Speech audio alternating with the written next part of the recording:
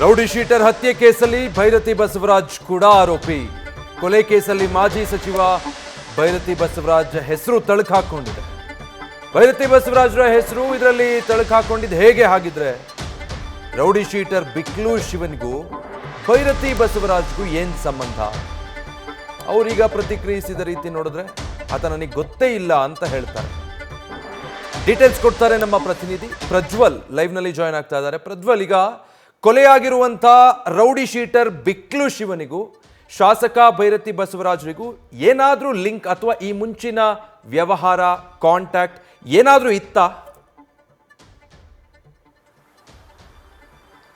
ವಿಜಯ್, ಸದ್ಯದ ಮಟ್ಟಿಗೆ ಆ ರೀತಿ ಯಾವುದೇ ವ್ಯವಹಾರದ ಬಗ್ಗೆ ಮಾಹಿತಿ ಅನ್ನುವಂಥದ್ದು ಲಭ್ಯವಾಗ್ತಾ ಇಲ್ಲ. ಇಲ್ಲಿ ಭೈರತಿ ಬಸವರಾಜ್ ಅವರ ಬೆಂಬಲಿಗರೇನಿದ್ದಾರೆ ಅವರಿಗೂ ಮತ್ತೆ ಶಿವ ಅವರಿಗೂ ಒಂದು ಗಲಾಟೆ ಇತ್ತು. ಆ ಸಂದರ್ಭದಲ್ಲಿ ಒಂದು ಜಾಗಕ್ಕೆ ಸಂಬಂಧಪಟ್ಟಂತೆ GPA ಅನ್ನ ಶಿವ ಅವರು ಮಾಡಿಸ್ಕೊಂಡಿದ್ರು. ಆ ಒಂದು GPA ಅನ್ನ ತನ್ನ ಹೆಸರಿಗೆ ಬದಲಾಯಿಸಿ ಕೊಡುವಂತೆ ಜಗದೀಶ್ ಯಾವಾಗಲೂ ಕೂಡ ಫೋನನ್ನು ಮಾಡಿ ಬೆದರಿಕೆಯನ್ನು ಹಾಕ್ತಾ ಇದ್ದ. ನಾನು ಭೈರತಿ ಬಸವರಾಜ್ ಅವರ ಬೆಂಬಲಿಗ ಅಂತ ಹೇಳಿ ಈ ಒಂದು ಬೆದರಿಕೆಯನ್ನು ಹಾಕ್ತಾ ಇದ್ದ. ಅಷ್ಟೇ ಅಲ್ಲದೆ ಇದಕ್ಕೆ ಸಂಬಂಧಪಟ್ಟಂತೆಯೂ ಕೂಡ ಜಾಗವನ್ನು ಖಾಲಿ ಮಾಡಲೇಬೇಕು, ನೀನು ಇಲ್ಲದೆ ಹೋದಂಥ ಸಂದರ್ಭದಲ್ಲಿ ಕೊಲೆ ಮಾಡೋದಾಗಿ ಕೂಡ ಬೆದರಿಕೆಯನ್ನು ಹಾಕಿದ್ದ ಅನ್ನುವಂಥ ಒಂದು ಆರೋಪ ಏನಿದೆ ಅದೀಗ ಕೇಳಿ ಬರ್ತಾ ಇರುವಂಥದ್ದು. ಇದಕ್ಕೆ ಸಂಬಂಧಪಟ್ಟಂತೆ ಅವರ ಫ್ಯಾಮಿಲಿ ಅಂದರೆ ಶಿವ ಅವರ ಫ್ಯಾಮಿಲಿಯವರು ಎಲ್ಲೂ ಕೂಡ ನೇರವಾಗಿ ಈ ಒಂದು ಆರೋಪವನ್ನು ಮಾಡಿಲ್ಲ. FIR ನಲ್ಲಿ ಭೈರತಿ ಬಸವರಾಜ್ ಅವರ ಹೆಸರನ್ನ ಮಾತ್ರ ಮೆನ್ಷನ್ ಮಾಡಿದ್ದಾರೆ. ಅಂದ್ರೆ ಜಾಗದ ವಿಚಾರಕ್ಕೆ ಸಂಬಂಧಪಟ್ಟಂತೆ ಒಂದು ಗಲಾಟೆ ಆಗ್ತಾ ಇತ್ತು, ಅದು ಮೊದಲಿಂದಲೂ ಕೂಡ ನಡೀತಾ ಇತ್ತು. ಆ ಒಂದು ವಿಚಾರಕ್ಕೆ ಸಂಬಂಧಪಟ್ಟಂತೆ ಈ ರೀತಿಯ ಒಂದು ಘಟನೆ ಆಗಿದೆ ಅನ್ನುವಂಥದ್ದೇ ಅದು ಮೇಲ್ನೋಟಕ್ಕೆ ಕಂಡು ಬರ್ತಾ ಇರುವಂಥದ್ದು. ಅದನ್ನ ಹೊರತುಪಡಿಸಿ ನಾನು ಆಗಲೇ ಹೇಳಿದ್ನಲ್ಲ, ಅಂದ್ರೆ ಟೆಕ್ನಿಕಲ್ ಎವಿಡೆನ್ಸ್ಗಳ ಮುಖಾಂತರವಾಗಿ ಏನಾದರೂ ಸಾಕ್ಷಿಗಳು ಸಿಗುತ್ತಾ ಅಂತ ಈಗ ಪೊಲೀಸರು ಕೂಡ ನೋಡ್ತಾ ಇದ್ದಾರೆ. ಹಾಗೆ ಆರೋಪಿಗಳ ಸ್ಟೇಟ್ಮೆಂಟ್ ಏನಿದೆ ಅದು ಕೂಡ ಇಲ್ಲಿ ಪ್ರಮುಖವಾಗ್ತಾ ಹೋಗುತ್ತೆ. ಈಗಾಗಲೇ ವಶಕ್ಕೆ ಪಡೆದಂತಹ ಆರೋಪಿಗಳಿಂದಲೂ ಕೂಡ ಏನಾದರೂ ಬೇರೆ ಮಾಹಿತಿ ಲಭ್ಯವಾಗುತ್ತಾ ಅನ್ನೋದು ಕೂಡ ಇಲ್ಲಿ ಪ್ರಮುಖವಾಗ್ತಾ ಹೋಗುತ್ತೆ. ಅದ್ರ ಬಗ್ಗೆಯೂ ಕೂಡ ಮಾಹಿತಿಯನ್ನು ಕಲೆ ಹಾಕಿ ತನಿಖೆ ಮಾಡುವಂತ ಒಂದು ಕೆಲಸವನ್ನ ಮಾಡ್ತಾ ಹೋಗ್ತಾರೆ. ಅಂದ್ರೆ ಈ ಒಂದು ಪ್ರಕರಣದಲ್ಲಿ ಪ್ರಮುಖವಾಗಿ ಗಮನಿಸ್ತಾ ಹೋದ್ರೆ ಈಗಾಗಲೇ ಭೈರತಿ ಬಸವರಾಜ್ ಅವರು ಕೂಡ ಹೇಳಿದ್ದಾರೆ, ಈ ಪ್ರಕರಣಕ್ಕೂ ನನಗೂ ಯಾವುದೇ ರೀತಿಯ ಸಂಬಂಧ ಇಲ್ಲ, ನಾನು ಕಾನೂನು ಹೋರಾಟವನ್ನು ಮಾಡ್ತೀನಿ ಅನ್ನುವಂಥದ್ದು.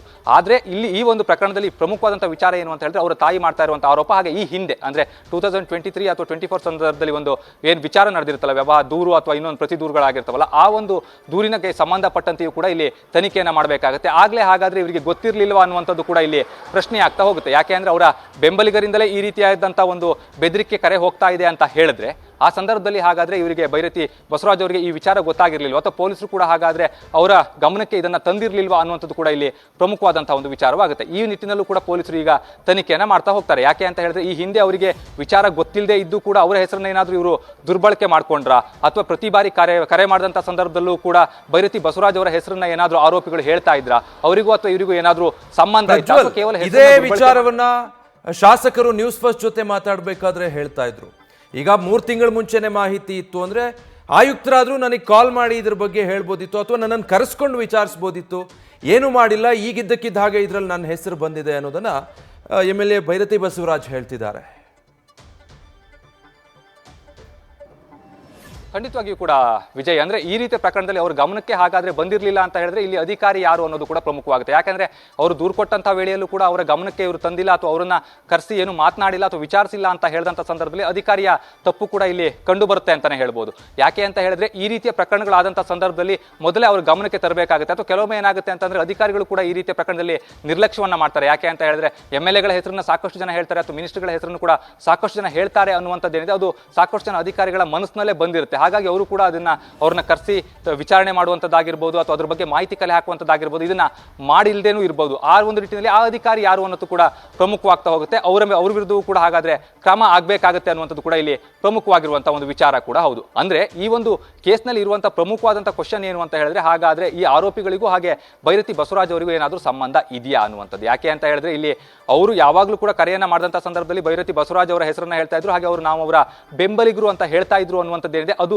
ಆರೋಪ ಇರುವಂಥದ್ದು. ಎಲ್ಲೂ ಕೂಡ ಭೈರತಿ ಬಸವರಾಜ್ ಅವರು ನೇರವಾಗಿ ಕರೆ ಮಾಡಿದ್ದಾರೆ ಅನ್ನುವಂಥ ಒಂದು ಆರೋಪ ಏನಿದೆ ಅದು ಸದ್ಯದ ಮಟ್ಟಿಗೆ ಕೇಳಿ ಬರ್ತಾ ಇಲ್ಲ. ಈಗ ಅವರ ಹೆಸರು ತಳ್ಕಾಕಿಕೊಳ್ತಾ ಇರೋದ್ರಿಂದಾಗಿ ಈ ಎಲ್ಲ ಅನುಮಾನಗಳು ಕೂಡ ವ್ಯಕ್ತವಾಗ್ತಾ ಇರುವಂಥದ್ದು. ಪೊಲೀಸರು ಕೂಡ ಅದೇ ನಿಟ್ಟಿನಲ್ಲಿ ಈಗ ತನಿಖೆಯನ್ನ ಮಾಡ್ತಾ ಇದ್ದಾರೆ. ಅಂದ್ರೆ ಈ ಒಂದು ಪ್ರಕರಣದಲ್ಲಿ ನೇರವಾಗಿ ಅವರ ಹೆಸರು ಏನಾದರೂ ಕೇಳಿ ಬಂದಿದ್ದೇ ಆಗಿದ್ರೆ ಖಂಡಿತವಾಗಿ ಕೂಡ ಪೊಲೀಸರು ಅರೆಸ್ಟ್ ಅನ್ನ ಮಾಡಲೇಬೇಕಾಗಿತ್ತು, ಬೇರೆ ಅವಕಾಶವೇ ಪೊಲೀಸರಿಗೆ ಇರ್ತಿರ್ಲಿಲ್ಲ. ಆದ್ರೆ ಈ ಒಂದು ವಿಚಾರಕ್ಕೆ ಸಂಬಂಧಪಟ್ಟಂತೆ ಪರೋಕ್ಷವಾಗಿ ಅವರ ಹೆಸರು ಕೇಳಿ ಬರ್ತಾ ಇದೆಯೇ ಹೊರತು ಪ್ರತ್ಯಕ್ಷವಾಗಿ ಅವರು ಭಾಗಿಯಾಗಿದ್ದಾರೆ ಅನ್ನೋದಕ್ಕೆ ಸೂಕ್ತವಾದಂತಹ ಸಾಕ್ಷ್ಯಾಧಾರಗಳು ಇನ್ನೂ ಕೂಡ ಸಿಕ್ಕಿಲ್ಲ. ಅಂದ್ರೆ ನಿನ್ನೆ ಕೊಲೆ ಆಗಿರುತ್ತೆ, ಸಂಜೆ ನಂತರದಲ್ಲಿ ಅವ್ರನ್ನ ವಶಕ್ಕೆ ಪಡೆಯುವಂತ ಒಂದು ಕೆಲಸವನ್ನ ಮಾಡಿದರೆ ಇನ್ನೂ ಕೂಡ ತೀವ್ರವಾದಂತಹ ವಿಚಾರಣೆ ಆಗ್ತಾ ಇದೆ. ಹಾಗಾಗಿ ವಿಚಾರಣೆಯನ್ನು ಪ್ರಾಥಮಿಕ ಹಂತದಲ್ಲಿದೆ. ವಿಚಾರಣೆ ಸಂಪೂರ್ಣವಾಗಿ ಮುಗಿದ ನಂತರದಲ್ಲಿ ಅಥವಾ ಪೊಲೀಸರಿಗೆ ಭೈರತಿ ಬಸವರಾಜ್ ಅವರ ವಿರುದ್ಧ ಯಾವುದಾದ್ರೂ ಸಾಕ್ಷಿಗಳು ಸಿಕ್ಕಂತ ಸಂದರ್ಭದಲ್ಲಿ ಮಾತ್ರ ಈ ಒಂದು ಪ್ರಕರಣದಲ್ಲಿ ಅವರನ್ನು ಕರೆಸುವಂಥ ಕೆಲಸವನ್ನು ಮಾಡ್ಬೋದು. ಹಾಗೆ ಆದರೆ ನೋಟಿಸ್ ಕೊಡಲಿಕ್ಕೆ ಈಗ ಪೊಲೀಸರಿಗೆ ಅವಕಾಶ ಇದೆ. ಹಾಗಾಗಿ ಪೊಲೀಸರು ಖಂಡಿತವಾಗಿಯೂ ಕೂಡ ಈ ಪ್ರಕರಣದಲ್ಲಿ ನೋಟಿಸ್ ಕೊಡುವಂಥ ಒಂದು ಕೆಲಸವನ್ನು ಮಾಡೇ ಮಾಡ್ತಾರೆ. Vijay, thank you Prajwal. ಸದ್ಯಕ್ಕೆ ಇನ್ವೆಸ್ಟಿಗೇಷನ್ ಆಗ್ತಾ ಇದೆ. ಒಂದು ಕಡೆ ಈ ಮೃತ ರೌಡಿ ಶೀಟರ್ ಬಿಕ್ಲು ಶಿವನ ತಾಯಿ ಕಂಪ್ಲೇಂಟ್ ಕೊಟ್ಟಿದ್ದಾರೆ. ಅದರಲ್ಲಿ ಭೈರತಿ ಬಸವರಾಜ್ ಅವರ ಬೆಂಬಲಿಗರು ಅಂತ ಹೇಳಿದ್ದಾರೆ.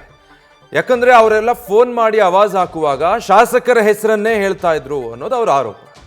ಆದರೆ ಇದ್ರ ಬಗ್ಗೆ ನನಗೇನೂ ಗೊತ್ತಿಲ್ಲ, ನನ್ನ ಬೆಂಬಲಿಗರು ಇದು ಮಾಡಿದಾರ, ಈ ಶಿವು ಯಾರು, ಇದು ಯಾವ ಜಮೀನು, ಇದಕ್ಕೂ ನನಗೂ ಏನೂ ಸಂಬಂಧ ಇಲ್ಲ, ನನಗೆ ಇದರ ಬಗ್ಗೆ ಯಾವುದೇ ಮಾಹಿತಿ ಇಲ್ಲ, ದೇವರ ಸಾಕ್ಷಿಯಾಗ್ಲೂ ನನಗೇನೂ ಗೊತ್ತಿಲ್ಲ ಇದ್ರ ಬಗ್ಗೆ ಅಂತ ಶಾಸಕ ಭೈರತಿ ಬಸವರಾಜ್ ಹೇಳಿದ್ದಾರೆ. ಮಾತ್ರ ಅಲ್ಲ, ಕಾನೂನಾತ್ಮಕವಾಗಿ ಇದರ ಬಗ್ಗೆ ನಾನು ಹೋರಾಟ ಮಾಡ್ತೀನಿ ಅನ್ನೋದನ್ನು ಹೇಳ್ತಿದ್ದಾರೆ.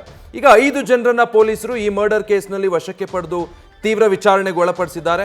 ಆ ಎಲ್ಲರ ವಿಚಾರಣೆ ನಡೀತಾ ಇದೆ. ಸದ್ಯ ಆರೋಪ ಕೇಳಿ ಬರ್ತಾ ಇರೋ ಹಾಗೆ ಇವರಿಗೆ ಶಾಸಕರ ಜೊತೆ ಏನಾದರೂ ನಂಟಿದೆಯಾ, ಅಥವಾ ಇತ್ತೀಚೆಗೆ ಸಂಪರ್ಕದಲ್ಲಿದ್ರಾ, ಫೋನ್ ಮೂಲಕ ಏನಾದರೂ ಕಾಂಟ್ಯಾಕ್ಟಲ್ಲಿದ್ರಾ, ಕೊನೆ ಬಾರಿ ಒಂದು ವೇಳೆ ಸಂಪರ್ಕದಲ್ಲಿರೋದು ಹೌದು ಆಪ್ತರು ಬೆಂಬಲಿಗರೇ ಅಂತ ಆದರೆ ಯಾವಾಗ ಭೇಟಿಯಾಗಿದ್ರು, ಏನೆಲ್ಲ ಮಾತಾಗಿತ್ತು, ಈ ರೀತಿಯಾಗಿ ಪೊಲೀಸರು ಇನ್ವೆಸ್ಟಿಗೇಷನ್ ನಡೆಸ್ತಾ ಹೋಗ್ತಾರೆ. ಅದಾದ ನಂತರ ಏನಾದರೂ ಭೈರತಿ ಬಸವರಾಜ್ರನ್ನ ಕರೆದು ಈ ಬಗ್ಗೆ ಇನ್ವೆಸ್ಟಿಗೇಟ್ ಮಾಡಬೇಕು ಅಂತ ಹೇಳಿದ್ರೆ ಪೊಲೀಸರು ನೋಟಿಸ್ ಕೊಟ್ಟು ವಿಚಾರಣೆಗೆ ಹಾಜರಾಗಬೇಕು ಅಂತ ಹೇಳ್ತಾರೆ. ಆಗ ಅನಿವಾರ್ಯವಾಗಿ ಶಾಸಕ ಭೈರತಿ ಬಸವರಾಜ್ ಕೂಡ ಪೊಲೀಸರ ವಿಚಾರಣೆಯನ್ನು ಎದುರಿಸಬೇಕಾಗತ್ತೆ. ಇದೆಲ್ಲವೂ ತನಿಖೆ ನಡೆದ ನಂತರ, ಅಂದರೆ ಈಗ 5 ಏನು ಪೊಲೀಸರು ವಶಕ್ಕೆ ಪಡೆದು ವಿಚಾರಣೆ ನಡೆಸ್ತಾ ಇದ್ದಾರೆ, ಅಲ್ಲಿ ಯಾವ ರೀತಿ ಪ್ರಾಥಮಿಕವಾಗಿ ಅವರಿಗೆ ಮಾಹಿತಿಗಳು ಸಿಗ್ತಾ ಹೋಗುತ್ತೆ, ಆ ಆಯಾಮದಲ್ಲಿ ತನಿಖೆಯನ್ನು ಪೊಲೀಸ್ ಅಧಿಕಾರಿಗಳು ಮುಂದುವರಿಸ್ತಾ ಹೋಗ್ತಾರೆ. ಇದಕ್ಕೆ ಸಂಬಂಧಪಟ್ಟ ಹಾಗೆ ನ್ಯೂಸ್ ಫಸ್ಟ್ ಬಳಿ ಶಾಸಕ ಭೈರತಿ ಬಸವರಾಜ್ ಮಾತಾಡಿದ್ದು, ಅವರು ಒಂದು ರೀತಿ ಆಘಾತ ವ್ಯಕ್ತಪಡಿಸಿದ್ದಾರೆ. ಇದು ಯಾವುದರ ಬಗ್ಗೆನೂ ನನಗೆ ಮಾಹಿತಿ ಇಲ್ಲ. ಫಸ್ಟ್ ಆಫ್ ಆಲ್ ನನ್ನ ಮೇಲೆ FIR ಆಗಿದೆ ಅನ್ನೋ ವಿಚಾರನೇ ನನಗೆ ಗೊತ್ತಿಲ್ಲ. ನಿಮ್ಮ ಸುದ್ದಿ ಮಾಧ್ಯಮ ನೋಡಿದ ಮೇಲೆ ನನಗೆ ಆ ವಿಚಾರ ಗೊತ್ತಾಗಿದ್ದು. ಅಲ್ಲಿ ತನಕ ಇದರ ಬಗ್ಗೆ ನನಗೆ ಯಾವುದೇ ಮಾಹಿತಿನೇ ಬಂದಿಲ್ಲ. ಯಾವುದೇ ಒಬ್ಬ ಅಧಿಕಾರಿಯಾಗಲಿ ಇದಕ್ಕೆ ಸಂಬಂಧಪಟ್ಟ ಹಾಗೆ ನನ್ನನ್ನು ಸಂಪರ್ಕಿಸಿ ಮಾತಾಡಿಲ್ಲ. ಈ ಹಿಂದೆನೇ ಈ ರೌಡಿ ಶೀಟರ್ ಶಿವು ಕಂಪ್ಲೇಂಟ್ ಮಾಡಿದ್ದಿದ್ದೇ ಆದರೆ ಆಗಲೇ ಕರೆದು ನನ್ನನ್ನು ವಿಚಾರಿಸ್ಬೋದಿತ್ತು, ನಾನು ಮಾಹಿತಿ ಕೊಡ್ತಿದ್ದೆ ಅನ್ನೋ ಮಾತುಗಳನ್ನು ಹೇಳಿದ್ದಾರೆ.